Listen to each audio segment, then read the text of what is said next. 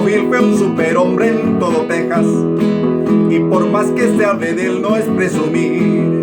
Era el vaquero más temible, más terrible y más valiente. Ese era el famoso Pecosville.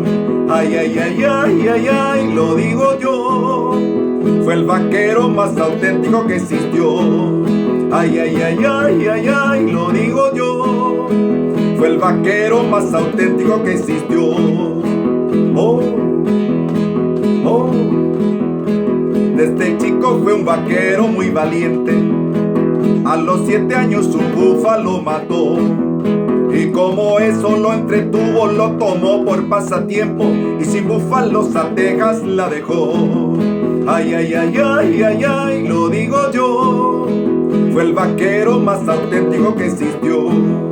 Ay, ay, ay, ay, ay, ay, lo digo yo.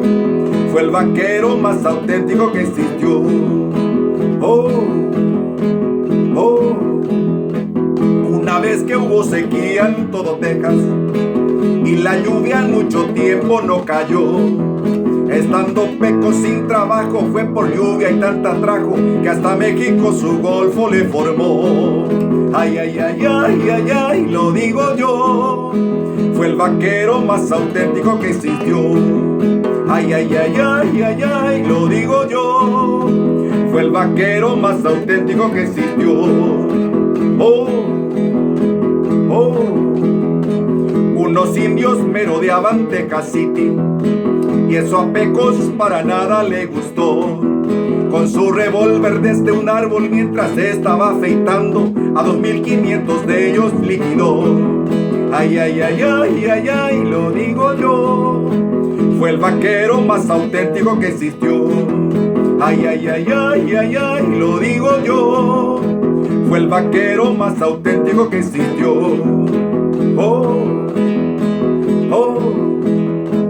Pecosville perdió la huella en el desierto. Se moría de sed y lo abrazaba el sol. Y cuando estaba medio muerto hizo un tajo en el desierto, y allí mismo el río Bravo construyó. Ay, ay, ay, ay, ay, ay, lo digo yo. Fue el vaquero más auténtico que existió. Ay, ay, ay, ay, ay, ay, lo digo yo. Fue el vaquero más auténtico que existió.